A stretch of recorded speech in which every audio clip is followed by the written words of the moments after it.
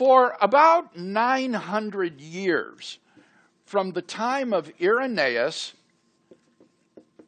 and Origen up until the time of St. Anselm, the ransom theory was popular among the church fathers. According to this theory, the sacrifice of Christ's life served as a ransom to deliver men from the bondage to Satan and from the corruption and death that were the consequences of sin. The church fathers tended to interpret Jesus' ransom saying, remember Mark 10:45, that the Son of Man has come to give his life as a ransom for many. They tended to interpret that ransom saying very literally to mean that he made a payment in exchange for which human beings were set free from bondage.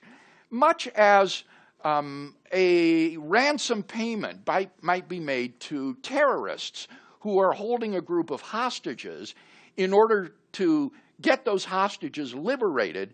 So the sacrifice of Christ's life was a ransom given to liberate human beings from bondage to sin and death. Now, this interpretation naturally raised the question as to whom the ransom was paid. And the obvious answer to this question seemed to be the devil, Satan, because it was the devil who held men in bondage. 2 Timothy 2:26. 2 Timothy 2:26, beginning with verse 25, God may perhaps grant that they will repent and come to know the truth, and they may escape from the snare of the devil after being captured by him to do his will. So here he says that human beings have been ensnared by the devil and are in bondage to him. Similarly, in 1 John chapter 5 and 19, we have a very sweeping statement. 1 John chapter 5 and verse 19, we know that we are of God, and the whole world is in the power of the evil one. According to 1 John 5:19, the entire world lies in bondage to Satan. And so God agreed to give over his Son to Satan's power in exchange for the human beings that he held captive. Now, not all of the church fathers agreed with this ransom theory. Gregory Nazianzus, for example, was sharply critical of the ransom theory.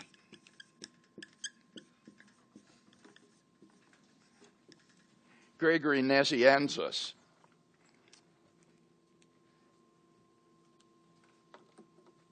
He did not want to make Satan the object of Christ's atoning death.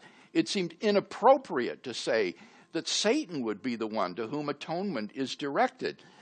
But most of the church fathers agreed with Origen, who wrote, and I quote, "To whom gave he his life as a ransom for many? It cannot have been to God. Was it not then to the evil one? For he held us until the ransom for us, even the soul of Jesus, was paid to him, being deceived into thinking that he could be its Lord, and not seeing that he could not bear the torment of holding it." End quote. Now, as Origen's statement revealed, the fathers typically thought of this arrangement between God and Satan as a very clever ruse on God's part. He tricked Satan into making this exchange. You see, as the second person of the Trinity, the Son of God could not possibly have been held captive by Satan. But by his incarnation, by becoming a man, Christ appeared to be just as weak and vulnerable as other human beings who were under Satan's control. And it was only after the captives had been freed by Satan that the Son of God manifested his full divine power by rising from the dead and breaking the bonds of death and hell, and thus escaping from Satan's power. Gregory of Nyssa, one of the other Cappadocian church fathers,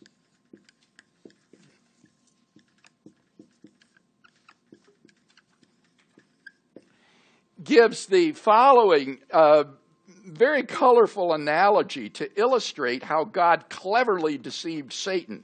He says, and I quote, "In order to secure that the ransom on our behalf might be easily accepted by him who required it, the deity was hidden under the veil of our nature, so that, as with ravenous fish, the hook of the deity might be gulped down along with the bait of the flesh."